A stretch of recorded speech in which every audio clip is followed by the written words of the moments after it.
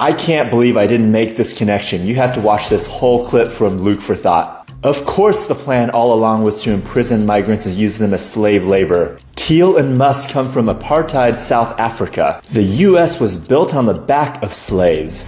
And they have suppressed wages for 50 years, so of course they would want to go one step further and just have slave labor again. And we already do this. I have worked on wildfires next to prison inmate firefighters.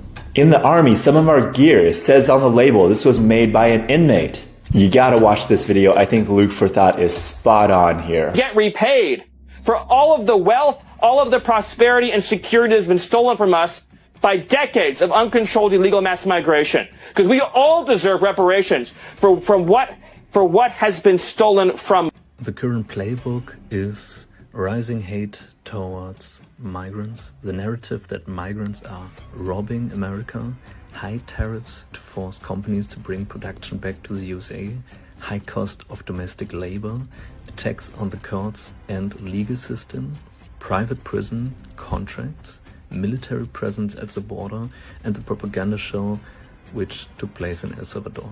Now ask yourself, if you connect the dots, where do you end up? Cheap labor. Cheap labor. Trump will force imprisoned migrants to work for free in the US states, like the Nazis did back in Germany, in mainland Germany. And here's the terrifying loophole in the USA, which he will misuse.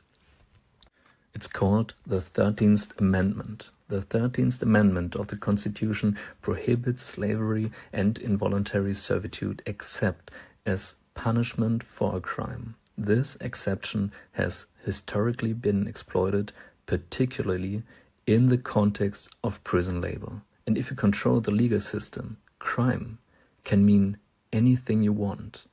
If you would connect the dots of this economic and political agenda, disimport the courts and big law, declare migrants as the biggest threat, incarcerate migrants without due process, enrich private prison owners, supply companies with forced cheap labor, tell your supporters and critics that the migrants stay to pay off their debt, and expand the system to homegrowns later if the opposition threatens your power. You also need to know how fascists operate. They rewrite the laws to make everything look legal.